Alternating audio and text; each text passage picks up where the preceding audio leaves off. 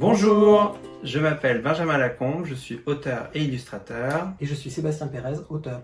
Et nous sommes venus vous présenter La meilleure maman du monde, un livre que nous avons fait ensemble aux éditions Margot.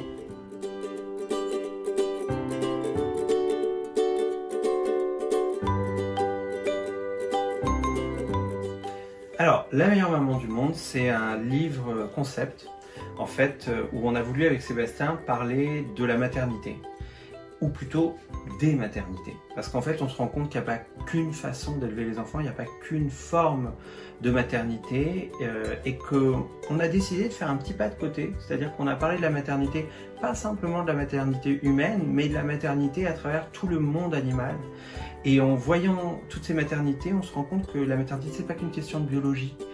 C'est avant tout une question d'amour et d'affection et de lien entre les êtres.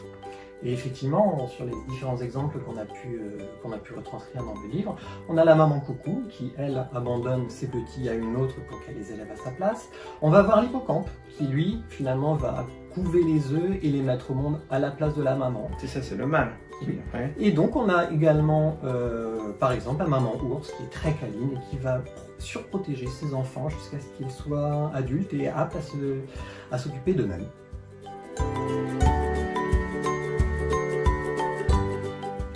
Comment est né ce projet Alors, le projet est né par une idée que tu as eue. En tout cas pour moi, c'est vrai qu'il était venu me voir en me disant tiens, si on travaillait sur les mamans et qu'on utilisait justement la comparaison avec les mamans animales pour parler de ce sujet. J'avais envie de parler de la maternité des mamans parce que moi j'ai une mère, j'ai vécu dans une vraie famille matriarcale où la mère était très importante, on a été élevés d'une certaine façon. Et en grandissant, en me posant la question moi-même de la paternité, qu'est-ce que c'est, j'avais envie de parler de ça et c'était marrant d'échanger là-dessus avec toi, Sébastien, parce qu'on avait des conceptions différentes. Chacun a été élevé différemment. De cette richesse, je pense que c'est là qu'est né ce livre. Alors notre collaboration a commencé tout d'abord de mon côté par un gros travail de documentation pour étudier toutes les différentes maternités qui existaient dans le monde animal. Et donc j'ai préparé à Benjamin une grosse sélection et on a pu discuter de ces différentes mamans et on n'était pas toujours d'accord. Non, on n'était pas toujours d'accord parce qu'il y avait des envies scénaristiques qu'avait Sébastien et j'avais des envies graphiques. Moi, il y avait des animaux que j'avais envie de dessiner, que j'avais jamais dessiné. Par exemple, la maman requin, par exemple, a fait débat jusqu'au bout. Vous verrez dans l'album qui a réussi à avoir gain de cause.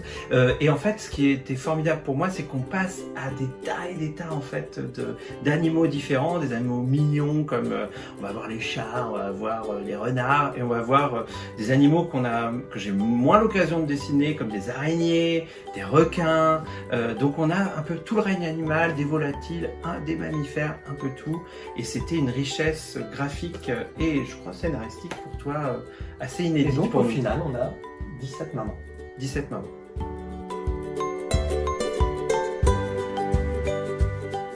Alors, la technique graphique que j'ai utilisée dans le livre, c'est de la gouache et de l'huile sur papier. Les originaux se présentent comme ça, en fait, c'est une technique à l'eau où je fais plusieurs couches et je reviens petit à petit à la fin avec les détails plus en pâte et je fais de l'huile. Alors c'est une technique qui me permet une grande variété à la fois de teintes et d'effets. Par exemple là on a des teintes beaucoup plus sombres, on va avoir des effets de flou comme ici, on va avoir des effets de poils et c'était vraiment une technique qui m'a permis d'explorer plein d'univers différents, parce que là on a des univers aquatiques. La taille c'est en fait 120% de la taille d'impression, c'est-à-dire c'est juste un petit peu plus grand, mais quand on a par exemple des doubles pages, ça commence à faire un peu grand, donc on a des images comme celle-ci, et puis il y a d'autres images, par exemple cette image-là elle est plus grande que les autres, parce que c'était la couve. Donc là, je savais que cette image était vraiment importante, donc j'ai voulu la faire un petit peu plus grande, mais c'est toujours de la gouache et de l'huile sur papier.